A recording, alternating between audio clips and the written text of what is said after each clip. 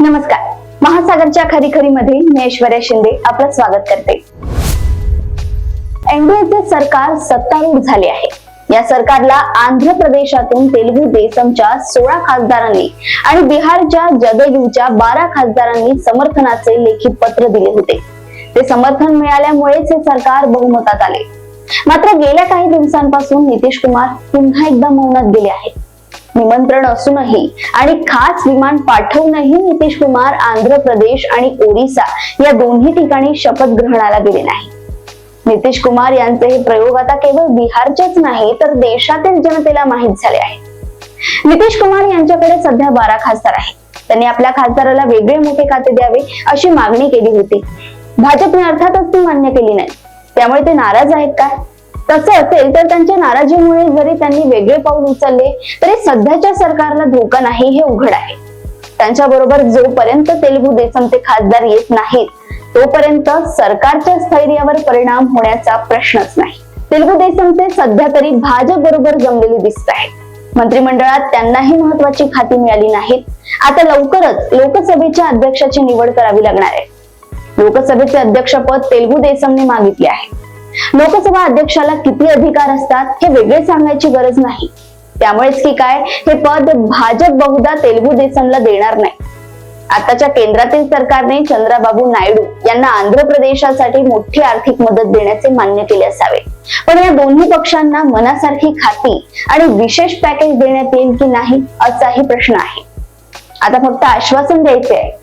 एकदा लोकसभेत बहुमत सिद्ध झाले, आपला अध्यक्ष केला म्हणजे पुढील सर्व कार्यभाग कसा करावा आणि आपले सरकार बहुमतात कसे आणावे ते आपल्या शहा साहेबांना चांगलेच ठाऊक आहे.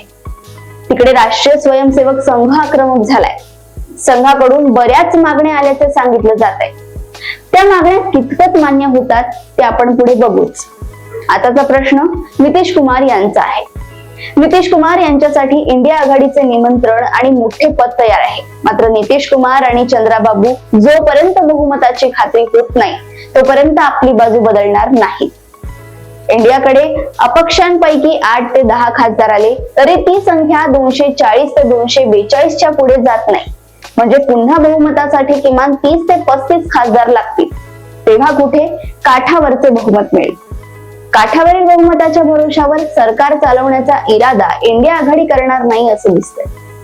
आजच्या घडीला भारतीय जनतेने एनडीएला बहुमत दिलेले असले तरी भाजपला मात्र बहुमतापासून बरेच दूर ठेवले आहे.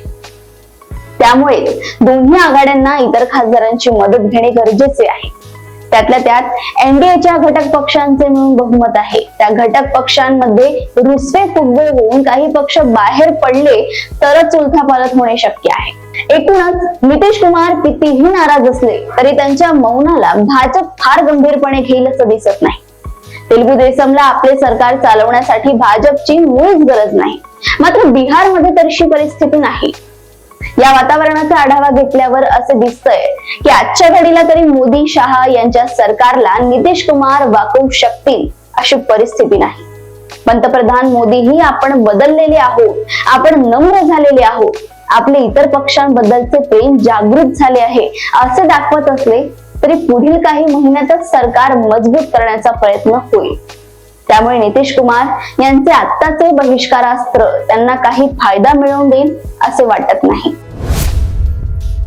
अशाच राजकीय घडामोडी व अपडेट सोबत पुन्हा भेटूया महासागरच्या खरीखरीमध्ये. बघत राहा महासागर. आणि अजूनही तुम्ही आमच्या चॅनलला लाईक आणि सबस्क्राईब केलं नसेल तर लगेच लाईक आणि सबस्क्राईब करा आणि बघत राहा महासागर. नमस्कार.